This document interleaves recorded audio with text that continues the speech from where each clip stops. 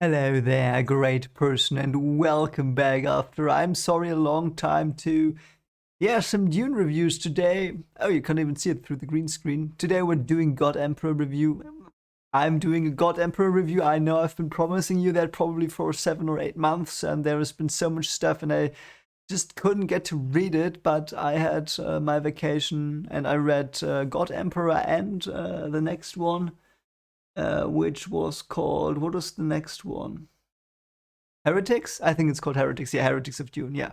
So I read those two, and I will try to review this today. And with try to review this, I mean I will try to like give my thoughts on this in a sense that it makes sense because this was a very interesting book. I really loved it. I really liked the book, but it was so different from anything that came before. It's so different from what we, or at least what I was used to with Frank Herbert's work and writings.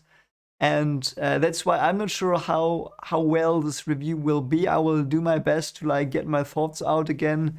But there is so much stuff, especially the Leto sections where he just talks about the years past, like his grand plans, his philosophies of like war and men and who knows what, the stuff. I will try not to like go into detail with those because I will do videos down the line about the like some sections of what he says and what he talks about with Moneo and stuff like that. I will do videos analyzing that down the line. I don't know when. I have to be honest because I'm currently trying to like work through some stuff that is piled up, and I want to end this year with all the content I wanted to create this year to be out. So I hope the review of Heretics will be out as well this year. Yeah, but I get sidetracked a bit. I'm sorry. So yeah, like the stuff that he says, it's so interesting because yeah, let's just start with a bit spoiler-free stuff, perhaps. I don't know if you like. Should you read this book? Yes, definitely. You should read this book. I think this is one of the books you should have read in your life, perhaps even because it's such a fresh idea, and you might not agree with things that are said in this book. I think there are some scenes where I was like, okay, you're going into a direction where I think, yeah, that's a bit. I don't know, and you probably know what I mean if you have read the book. But if you haven't read the book, like there might be scenes where you are like, what the frig is he doing now? What is he talking about? Why is he saying it like this? Why is this portrayed like this and stuff? But the gist of this is like Frank Herbert, I think, wanted to explore some ideas. And I think the best way to explore ideas is writing about them, talking about them. And he obviously chose to write about his ideas here. And what he did was just write about stuff he thought, I think, somehow. And I think you cannot fault him for that in any way because that's like it's honest thinking. And you may criticize it, I think, perhaps.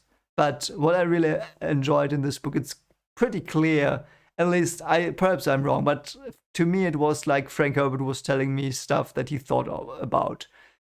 And in that, this book is very, very valuable alone because someone writing down his thoughts on very complicated topics, that's harsh. That's hard to do, and it's especially hard to do nowadays, perhaps even more than it was before. And I think if this book had come out today, it would have been like, oh God, what did he write? To cancel him, the stuff. And that's why I really love this book as well, because this is like someone's thoughts. Someone was brave enough to put down his thoughts. And this, I don't agree with some parts, but I like that. I really value this a lot, this book, because of that. And the book is basically not a book in the sense that there's a storyline. And there is a storyline. Like the book obviously has a plot, like every book has, because otherwise a book would probably be boring. Doesn't, or if it didn't have a storyline that it pursues. But so there's a storyline here. We are basically, is the spoilery? Let me read the cover a bit. No, it's not. Okay, so we are like basically way into the transformation of Leto. Like he's almost completely turned into a Sandtrout worm thing, hybrid, whatever, freak. I don't know. I don't know what he is, guys. I bet you don't either. Like it's so weird. But yeah, so yeah, I think he still has his face. He still has two arms that are like very crippled, and he has like leftover leg flaps. So that's what he looks like. He's been around for 3,500 years, which is astonishingly much time. And the way the book is often written is you just get the perspective of a being this old. And the only being that is this old and gave me so much insight into like the older you are, the more differentiated you can see things if you do it right. Like if you just stay the way you are and like stay with your trail of thought and stuff like that, you obviously won't develop that much in thousands of years. But events will shape you, different events, many events, and you will see patterns. You will start to see patterns in history and humanity, and you don't even need the vision that Leto has. Like he has the Paul visions, obviously, like the big plan, the golden path in his head. He does have that. And yeah, so we get to see an age-old being talking about the experiences the being had, and it's even better, even better. Like he's not even 3,500 years old because he has all the ancestral memories of men and women from the past. He can like live in every moment ever lived by a human, almost like that's how it feels like because I think he even goes back to prehistoric days one day, like into a cave or whatever, I think, or into a hut. I don't really remember it, but he went way back in his ancestral memories, and you have this ancient being that just tells you what it is. And writing that is hard, I guess. Like I don't know, I assume it's very hard. And the only time I've seen it done right, besides this case, is Doctor Who, where like the Doctor is this age-old being. Reminded me a bit of that. Obviously, the Doctor's not the Blob thing, but yeah. So that's the premise of the book. Like he's old, and he tells you stuff about what has been, what can be, what humans are, and yeah. So time passed, and the things we had in the last books are just faint memories, myths, and legends. New factions have arisen, like we still have the Bene Gesserit, the Bene Tleilax, the Ixians, who play and they play a pretty important role in this one. Like, but we have these powers of the Ixians, the Tleilax, and the Bene Tleilax, and the Bene Gesserit, and Leto, of course, and we don't have a Landsrat anymore. So it's like those four, and three of them are like trying to stay afloat. Oh yeah, we've got Chom, and we've got the Spacing Guild, of course, but you know they're all so dependent on Leto now because Leto is like he has a monopoly on spies and it's running dry and a bit, and he's controlling people through spies and manipulating stuff, and through his presensions he has reached the status of almost a god. Like people, like there are people who I think literally think he's a god, and you know who I mean probably. And yeah, so that's where we are, and we just go with him on a ride. And that was the spoiler-free part. So I will go into spoilers now, and I will tell you some more about the deeper things of this book that I found fascinating and lovely. Okay, so we start off with the great worm himself, Leto Atreides, Leto the Second. He's like completely turned into a worm. He's pretty impenetrable. Like once he gets shot in the flap thing, and it's like it hurts him still, but yeah, so he knows he's like devolving or evolving both at the same time, kind of like it's very interesting stuff. And he knows his brain will dissolve, or I think it already has dissolved a bit, like it has been placed through his body and stuff.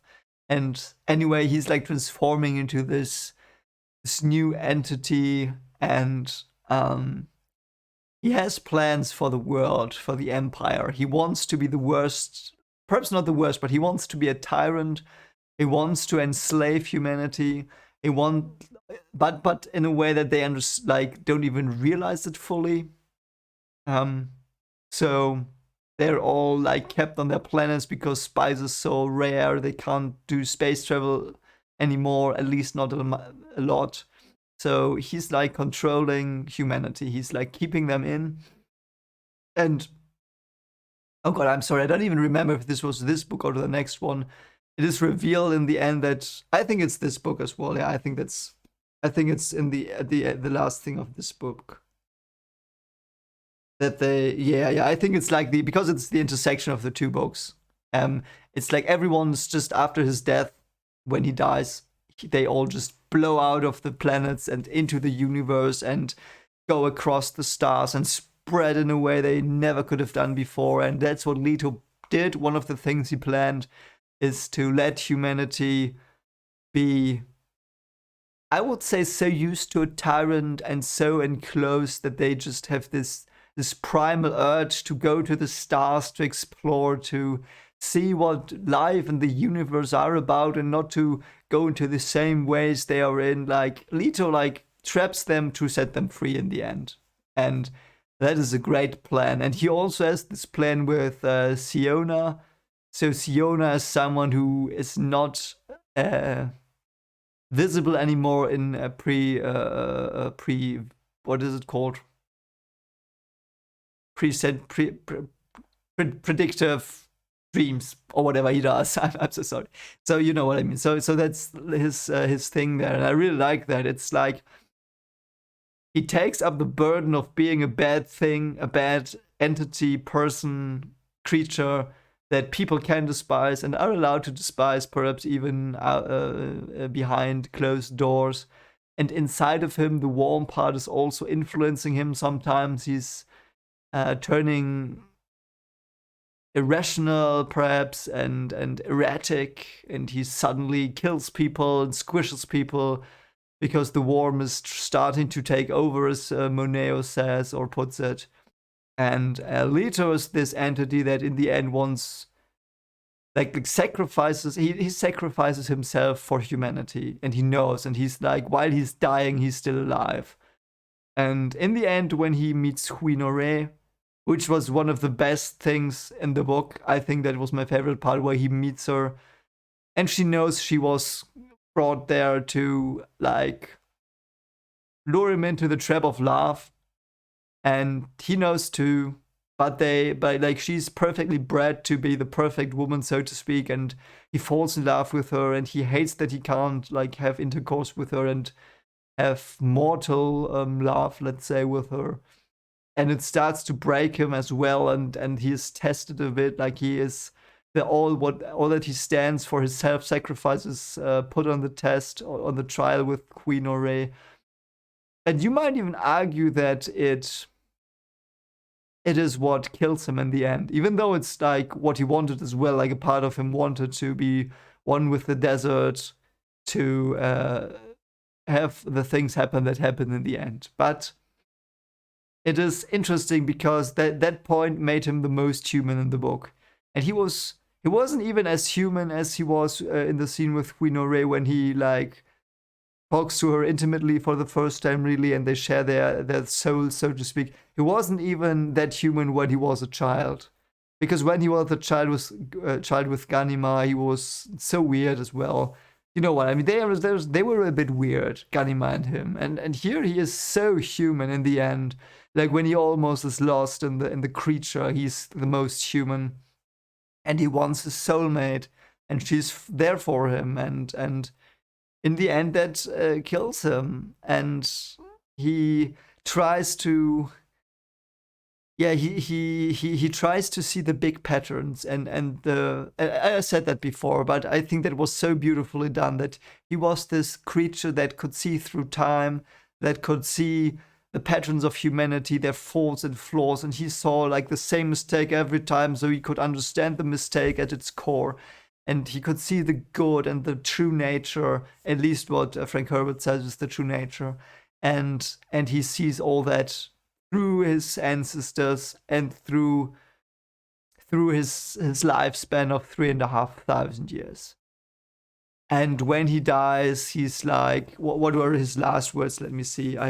I'll look them up one moment, but his last words are like very. Uh, he's like, "Are you still there, Duncan? Are you still there, Siona?" And he's yeah. He says like, "I'm the divided God, and you would make me whole. I think of all of my Duncans, I think you I approve the most. I don't. Spoiler, Duncan, we get to you, but yeah. Do not fear the Ixians. They can make the machines, but they no longer can make Arafel. I know. I was there." Again, telling us that he was in the past everywhere, and then he dies. Stop the foolishness. That's the last thing he says. Stop the foolishness. And who knows what that means? Like, it could have been just the ramblings of a dying tyrant. It could have been him telling humanity, "Guys, get it together, get it together, get to the stars. You can do this. Stop worshipping false gods. And I showed you that you shouldn't, and Paul did show you as well, because Paul did something similar. Like, he showed them as well that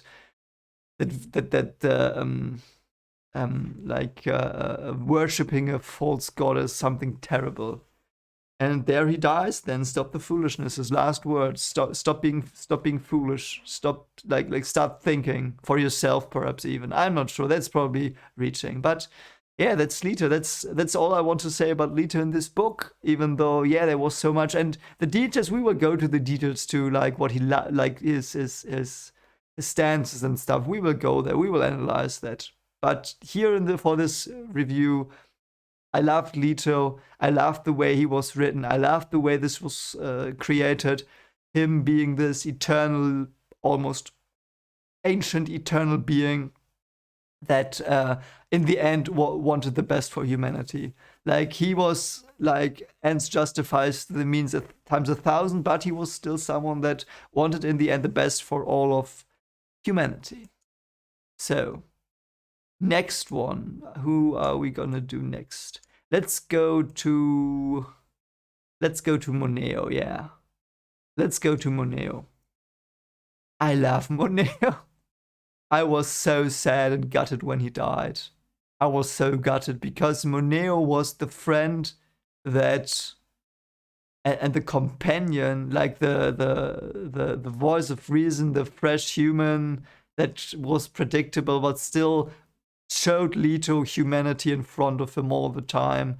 And he had a good heart, and he cared for his daughter, and he trusted in Leto, and he believed in him so much. And I love Muneo. And he was clever, and he understood. He was the only one, I think, who understood when the worm came, which means he understood Leto so well that he could predict when Leto would lose himself. And yeah, in the end, he unfortunately dies with Leto. So it's pretty sad. Pretty sad. But I think he was about 90 or even older. And he was still, like, when he had this interaction with Duncan, like when he fought with Duncan and he absolutely decimated him. That was so interesting, like, because he said, like, "I know your arts of warfare and of fighting. I'm better than you are." That was so cool, and he was always like managing the Siona stuff as well, and so he didn't want Leto to die, but he respected Leto so much that when Leto died, he understood or was about to die and was clear that he would die. He understood that it was okay. And his last moments as well, they were so interesting. So I will just perhaps read the last lines of his last moments, but I really want to talk about them as well. So give me a moment to find them. You will not see that, but I'll just edit it out. Yeah, I found it. Okay. So what Moneo says is, "Caution is the path of mediocrity. Gliding, passionless mediocrity is all that most people think they can achieve." Yeah, that is so interesting. That is so interesting. And then he says, the golden smoke, Leto, Shiannok, I believe. Shiannok, by the way, great stuff, like this ecstasy, this primalness. But yeah, so he understands that you can't be cautious because the people who don't like, yes, you can't oppose Leto, and this is not like directly from Moneo what I now say, but something that I associate with it. You cannot directly oppose Leto, obviously not. But if you don't do anything, you are worse than someone who like tries to do something and fails in this situation. It's like this old idea, I think, of knowing that something is bad and like looking away. That's what I get a bit from this, because if you're cautious, you will do that. And it's reasonable to be cautious, but if there are very, very harrowing or difficult situations and you are cautious, you might survive, but you might miss out on the greatness that might have been if you succeeded without being cautious. And you might have died otherwise. You know, that's the thing. You don't wager your life on something. That's what he says here, perhaps a bit. And I think, in a way, that fits because he wagered his life on Leto a bit because he fully believed him in the end, like, and believed in him and believed that Leto was his god and everything, even though he knew he was a living being. You know what I mean? But God as an abstract concept, he was the thing that he lived for. And he wasn't cautious anymore. And yeah, anyway.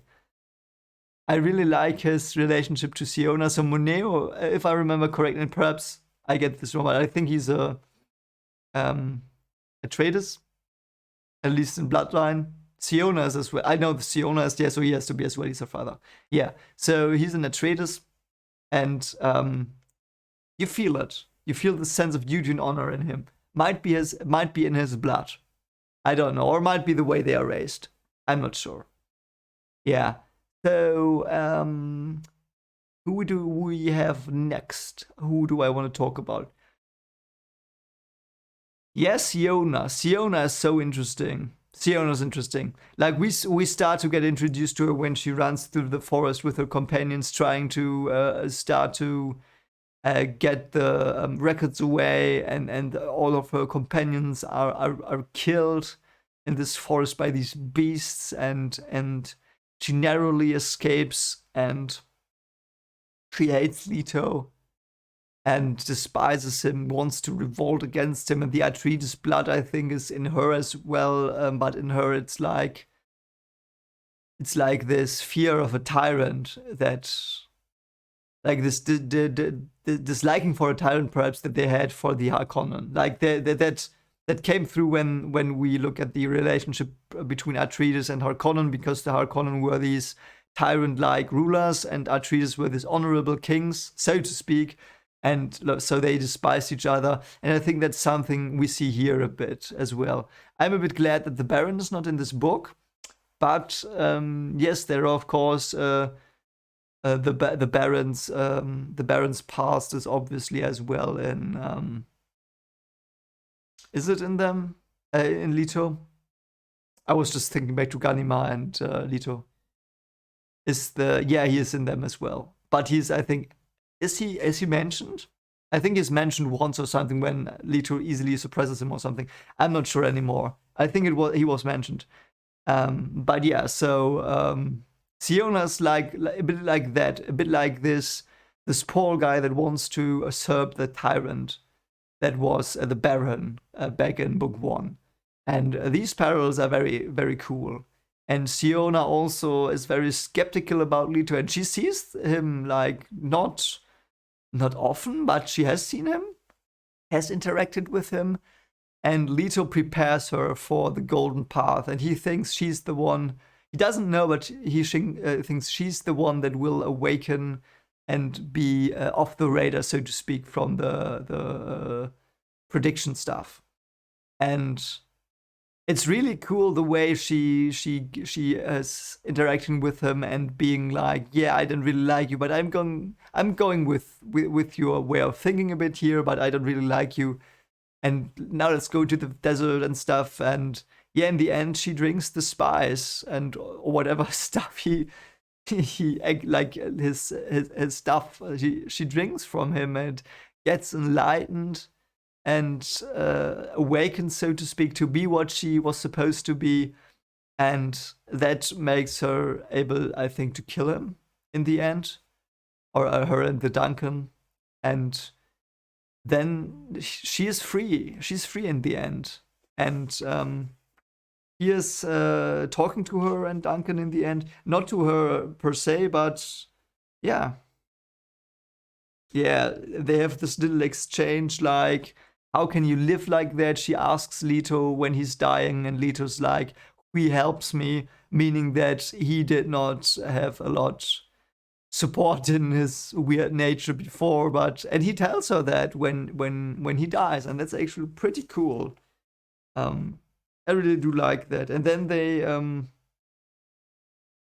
yeah, that's I'm sorry it took a bit. So that's what she says. It's like almost the last line of the book. I'm different, but still I am what he was. So she awakened through the spice a bit as well into this like landscape of past ancestors, but she walks silently among them and no one sees her. The old images are gone and only the essence remains to light his golden path. Yeah. And that's when she like takes control a bit of Arrakis and plans on seducing Duncan to do her bidding. And yeah, she's like the new mistress of Arrakis, so to speak. At least that's what's implied here, at least for a time, I guess. Yeah. Um, Fish speakers is the next thing on my list. I really like the fish speaker stuff. This like I don't like what they are, but I like the idea being explored because they're these zealots, these absolute believers in Leto. They're brainwashed almost to do his bidding, to love him as their own, and him being the only man in their midst. And they have this Shinnok ceremony where he partakes in, and Duncan too does once too. And it's really cool to have these guards that are so believing in him that they would, in part, even go so deep cover that they would kill him, which is yeah, wow, what a great passage there. But yeah, it's so interesting, and I like this dance like routine they have, and them expressing their devotion and transcendence in a way with the dance. And we know the dance will come back in Heretics because yeah, I mean, sorry, spoiler. So anyway, so the dancing and their movements and their rituals and traditions they endure, even though they get weaker through time. They get less influential. They are only a shadow, I think, in the next book. But they are this great society here, like the bodyguards, the strongest women in the universe, so to speak, and all commanded by Leto. And I really like the concept. Like it's very morally dark, like brainwashing people obviously is, but this idea of them creating a cult around him that sustains them and gives them meaning is an interesting thing. I really like that as an idea, but like not something you should implement, of course. Um, yeah. What should we do now? So we've got only the smaller roles. Yeah, let's go with Duncan 2. Let's do Duncan 1 first. So Duncan 1. Duncan 1 is the one introduced in the beginning of the book that gets killed. That is the example for Leto's understanding of Duncan's.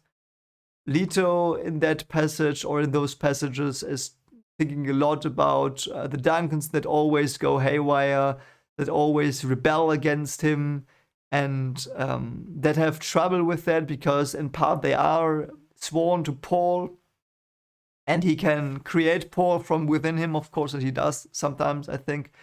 And that's a problem, of course. And I really, really like that we see this Duncan at the end of his life. He is slowly changed towards someone who would take action against Leto. And we know all these people behind that are very shady, shadowy people that helped him, like get the las gun with which he shoots his flapper.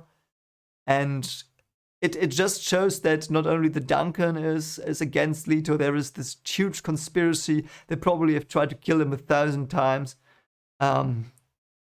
I think, oh god, I might be wrong, but I think we even hear that he is probably immune, like Leto is immune to atomics. I think we get a passage there. So yeah, how do you end him? Like the only thing I could imagine is like make him stranded in space and forgetting about him, But yeah, it shows that people try. It shows that people don't just sit still and are not just cautious and don't try to usurp the mad tyrant. They do. They do try. And Duncan is one of the people who tries, and it's like in the first pages, and he's just killed. And yeah, it's very unfortunate, but it's also something that makes us see that Leto knows that, and he's a bit sad, but he knows it's coming, knows he's gonna kill another Duncan, and another will be prepared. But it was quicker this time, and I don't know if that's meaningful that it's quicker, that Duncan does it quicker because they. Oh no, I'm sorry. Duncan 2 is quicker. This one's normal. Duncan 2 is quicker in awakening his rebellion, a rebellious spirit, but yeah, and I really like that. It's a cool start to the book uh, uh, together with the Siona chase through the woods, and yeah, it's so cool to see that even that every Duncan will turn against him because they have this Atreides call of honor. So there's something the warm inside Leto that is going against the Atreides blood almost a bit, and I really like that. It shows that quite perfectly. Yeah, so let's go to Duncan 2, my friend. Jesus Christ, what a stupid character. I'm sorry, I really hated that guy. I think that's the only character in the whole series, and I mean, I've now read 5 books, so I will include Heretics here. Even though I'm not there officially yet with the reviews, but Jesus Christ, Duncan 2, what a prick. What a stupid prick. I'm sorry. I don't know, was he supposed to be this, like, in the end, he's like the stupidest thing is when he kills Hui and then is or is responsible for Hui's death in part, like not directly, but yet he's responsible. He's the one who set it up, and then he kills Naylor. For why? Because he's having a fit, and he's weak, and he's still like somehow John. I'm so sorry, we're not in Wheel of Time. Herbert tries to portray him as this cool, macho dude. And I'm like, yeah, okay, that's pretty primitive. Why am I caring? And perhaps I don't know. It's so interesting. I don't know. I can't really put my finger on why I didn't like him, but he was insufferable. So I think he came off as selfish to me. Really, really, really just selfish, just a selfish prick. And I think that wasn't intended. I think that was not intended, but I really dislike that guy a lot. Which is interesting because, spoilers for the next book review again, I love the Duncan in Heretics. That is one of my favorite characters of the series, and it's the same character. So why did this Duncan go so wrong and so quickly? I think perhaps it was implied that there was something about his genetics that was modified, I guess, or some training they did on him or whatever that made him a prick, apparently, but yeah, I didn't want to talk about Dangan 2 anymore. So I know it was not that long. That's all you get. Like, and the stupid scene when Nayla, like, I will discuss Nayla in a moment, but when she has her little 5 minutes of whatever the frick that was, what was that? That was so weird. I don't know. F you Duncan 2. I hope you like got gobbled up by a sand trout. I don't care. So Nayla. I love Nayla as well. Nayla is the way she's introduced. You're not sure if she's double agent, who's the one she listens to, who's the one she follows, and in the end it's Leto. She's like so devoted to Leto that she would do anything for him, and she still like has a great moment when she thinks about Duncan once. Why? I don't care. And she's this this high fish speaker, and she goes to Siona and is told, do what Siona says, and if she wants to kill me, kill me. And she's so devoted and perhaps a bit led astray that she indeed in the end just offs Leto. Like, it's so interesting because I think she even believes he's gonna be resurrected or whatever. I don't really remember. I'm sorry, but so interesting. This absolute zealot, and I loved how that was portrayed. Loved that. And yeah, so last person I want to talk about is Queen Ray. Queen Ray was, it was astonishing how quickly I liked her. It was like 5 paragraphs, not even like, or 2 paragraphs, and I was like, wow, this is a good character. Wow, this is so good. I love her. Like, she was so kind and she was so honest. And that is what they programmed into her. I think this honesty, this truthfulness to who she was and what she believed in, even though she might have been taught wrong things or whatever, but she believed in them and she spoke her mind freely, and she fell in love with Leto as well. Like, she looked past the facade, and she was thinking about, I think, being like having fleshly fun with other people. Let's like Duncan. Let's not go there to that idiot again. But yeah, so that was her temptation a bit. But in the end, she sacrificed herself in a way because, like, she stayed with him, and it was pretty clear that something would happen. I think Leto and her, deep down, they both knew something would happen at the wedding, and yeah, she went with it. She was true to herself. She did what she was raised to do a bit as well, and she went to Leto. She just, like, she was introduced so late in the book as well. She was just introduced, like, had some good chemistry with Leto, and then, like, basically got married off, and almost, at least, and then she died. But this freshness that she brought, and that she alone could instill such a change in the perspective we got from Leto. It was the first time where he really mused about his fleshly desires, even though he spoke about that before. But that is the moment where I felt that he spoke about it. You know what I mean? It was not just a fact he got from his ancestral memories. It was real true feelings that he had with her. And he cherished her, and that was beautiful. And it was a very well written love story, almost, if you would call it that. It was like platonic as well a bit, but they were so good together. I loved Hui, and I'm so sad that she died so quickly. But yeah, that's it. So that's about Hui, what I'm gonna say about her. And yeah, so perhaps Golden Path, something about that as well. What I thought about that.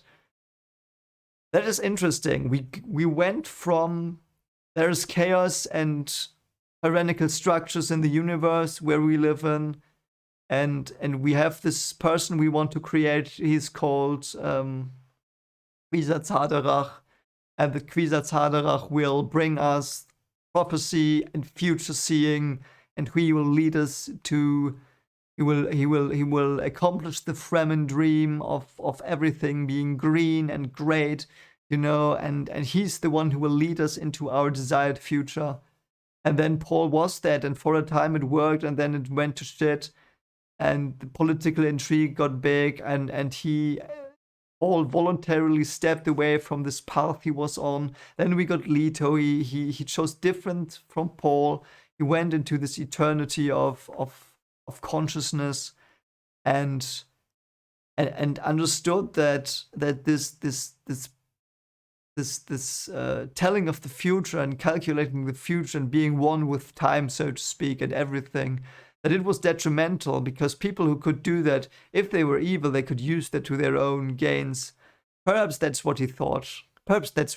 Because he's like, better create people who you can't predict the future of and their actions, because that also means they are free. If you can't predict their actions, they are free. Even if there might be, like, let's go to physics, like you have, or a classical view of physics, let's see that everything's a clockwork, the universe is a clockwork, like, that's an old idea, one of the oldest, and you think that's clockwork, so everything is predetermined, and if you knew all the clocks, you could predict what the future for people would be and what would happen. And here it makes the point that that's not something someone should be able to do. And that's what the Golden Path is. One of the aspects. One of the aspects is stop with the precognition stuff. Second aspect is go into the stars and be plentiful, or whatever they said in the Bible. Like spread out. Don't get killed by darkness and void and black holes and whatever. That's the Golden Path. And in the end, he succeeded. Siona's the first one. And we have got this bloodline of people who are unpredictable and stuff like. We know that. From Heretics especially. And perhaps from down the line. I'm not sure what's about Chapter House, but very, very, very great stuff. And we have, of course, later people that that can perhaps use some Superman or whatever skills. We will talk about that in the next review, but yeah. Golden path, he set it for humanity, spread out to the stars, and don't rely on precognition and tyrants. Yeah, spread out so far that you can't be ruled by one thing anymore. Brilliant writing, absolutely loved it. Great stuff. And yeah, perhaps because I said it, I just remembered that I wanted to talk about that as well. I just haven't written it down. The Fremen Dream. Fremen Dream is back again. In a way, Fremen Dream is the Fremen Nightmare.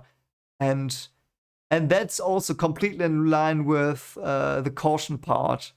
The Fremen have started to live in these great parts of the city where they have enough of everything. The planet has been terraformed.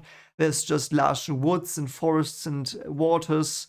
And it's not like they don't know water anymore. They do know water, and the Fremen are fake, and we have the fake Fremen we meet, like this museum Fremen, I think, and they are allowed to act out the Fremen myths, but they are so false.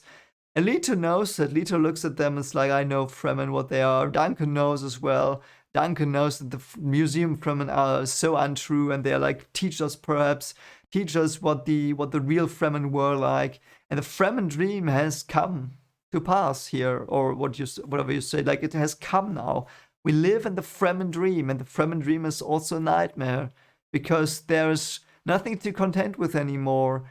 You don't have to fight for survival. You're just like cozy in your hut, and you worship the worm, and all is fine, all is well. You've got everything you need. You don't need to think.